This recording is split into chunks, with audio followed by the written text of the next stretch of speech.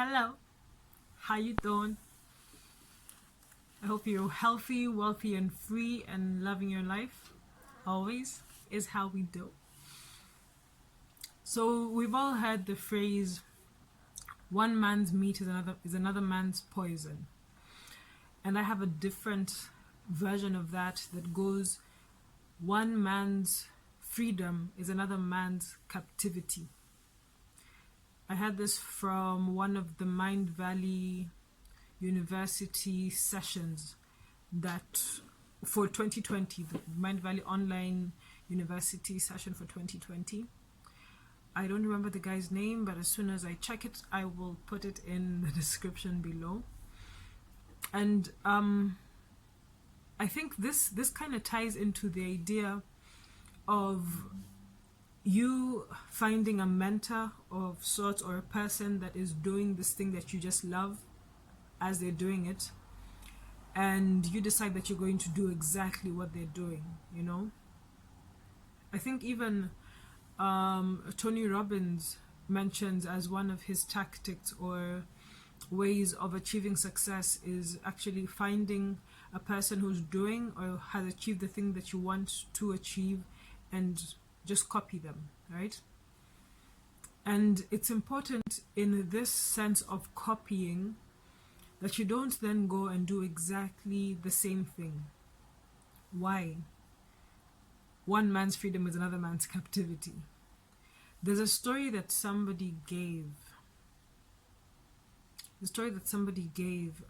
Where he said that a person, I don't remember exactly who it was, but the person basically said that this guy kept saying, no, I don't remember. I think it was Les Brown. He said that this friend of his kept telling him that he wants to be a chef, you know, it's been his dream and it's all that he wants to do. And so he asked this friend of his, have you ever worked in a restaurant? You know, like, yes, you love cooking, you know, yes, you love being in a kitchen and you cook and you've been in the kitchen and you've cooked for your people and that kind of thing. You're used to that kind of scenario. But have you worked in a restaurant before? Because actually the idea was he didn't want to be a chef, he wanted to own a restaurant. Let me just correct myself. He wanted to own a restaurant, okay? And so he asked him, so have you worked in a restaurant before? Do you know what it entails? Because owning a restaurant isn't just the cooking part that you love to do.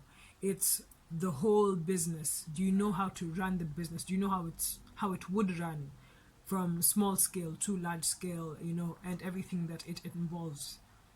Have you done that before? Do you know what it takes? And the guy said, no, I actually haven't. So he told him, okay, why not go and get a job in a restaurant first and just see how it plays out, see what it entails, and then you can decide, or then you have an idea of where to start off from. Because also you're just saying that you want to, you're never actually getting to it, right? So the guy goes, and I think he becomes a chef at a restaurant, and I think he did the job for about 3 months, and he comes back to Les and he tells him, no, I think I'll just stick to being a chef. The stress that you undertake owning a restaurant, because I've seen what my boss goes through. I don't want that. It takes the love away from being a chef. So he said, I'm just going to stick to being a chef, right? So what's the idea here? He might have seen somebody who has owned a restaurant, or he loved the notion of owning a restaurant. Of course, he's seen other restaurants and seen how they look, and now there was a whole fantasy behind it, and now he wanted to own a restaurant without knowing the details of actually doing it. And having been into this reality, he realized this would be his captivity and not his freedom. And therefore, once you experience it, then you know what exactly your freedom should be before you've thrown yourself into the fire, or into the deep end would be better, before you throw yourself into the deep end, okay? With this same idea comes this.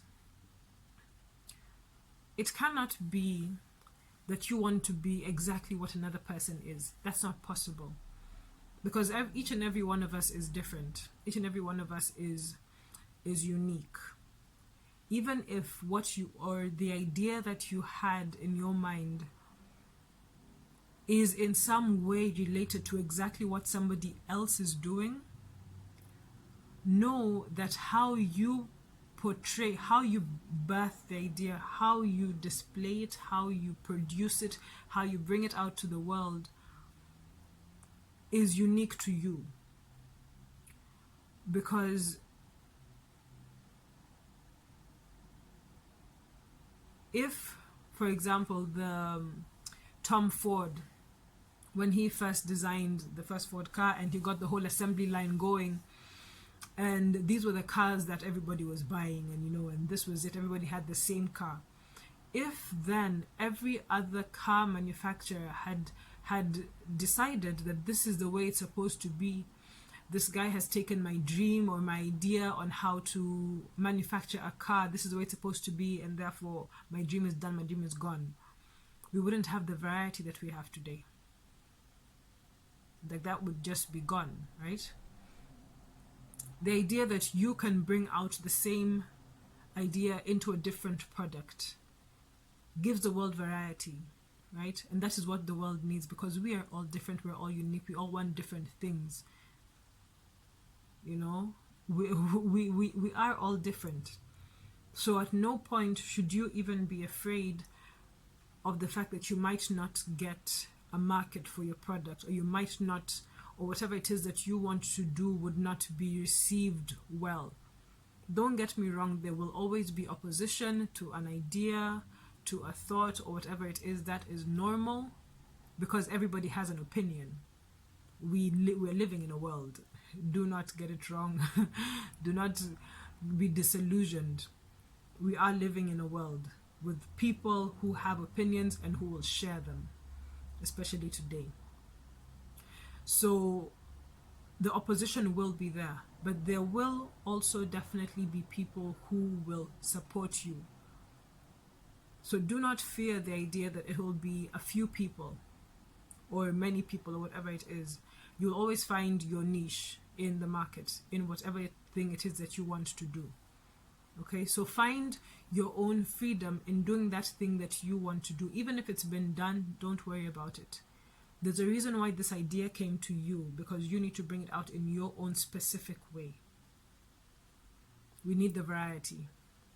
Don't let your dream die. We need your variety. We need your version of what's apparently already there. We need to see how you bring it out in your way.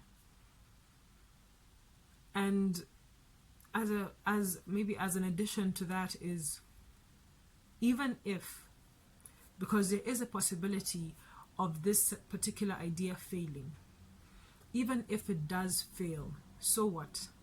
At the very least, to have known that you tried, you brought it out, and it was received in a particular way, will at the very least teach you or let you know that, okay, so this one did not work this way, but I can try another one and see how that works. It gives us the confidence to know that it's possible to bring something out. Bring it out, see how it's received. Good, not good, okay, try another. You can bring it back and change it up a little bit, update it or whatever it is, and send it back out, and fix it up and send it back out, and fix it up and send it back out, right? That's how Steve Jobs first brought in Apple. It wasn't perfect. He knew it wouldn't be perfect, but the only way that he would know how to fix it or make it better was if he got some feedback. So bring it out, get some feedback, take it as constructive criticism, always. Fix it up and then bring it back out and see what you get next. That's the trick to it, right? That is sorry about that. That is always a trick to it, yeah. Because the idea, the notion that you would have lived on this earth, lived your life, had your spirit here, existed, and not put yourself out there, for me is extremely scary. I don't have to really get the recognition of, getting famous or whatever it is. But I myself internally need to know that in some way I left myself. I left me. I put me out there. Somebody saw it, one person, two people, or whatever it is. Somebody saw me for me. And that's enough. Whether they liked it or they didn't, but there is an original, unique, the me, the Anyango, that is somehow inside me and only for me. I shared it with someone.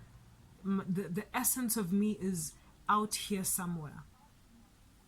Someone sees me, whether they like it or not. Someone has seen me. They have experienced me in the way I talk, in the way I walk, in the way I breathe, in the way I smile, in the way I look, in the way I wear my hair, in the way whatever it is. Somebody has seen me and has noticed me, and that's enough. Because I'm not invisible. I am not nothing. So I will not copy somebody else. I will not try to make me somebody else.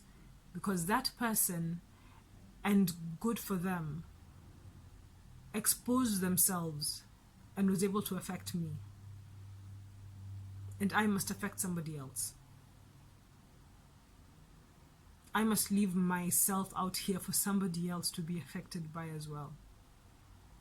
I think that is the essence of life.